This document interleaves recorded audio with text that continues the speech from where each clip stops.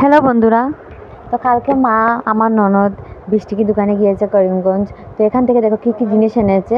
এখান থেকে স্টার্টিংয়ে আমি ছোটোখাটো ট্রের থেকে স্টার্ট করব। এটা এনেছে, এটা রেখে দিই এখানে। জাবরা বালতি দেখো, এখানে অলরেডি জাবরা আছে।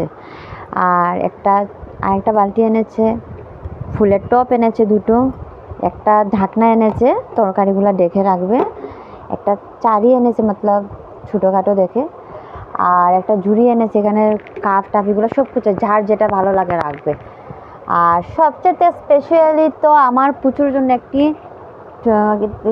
টুল তারপি এনেছে।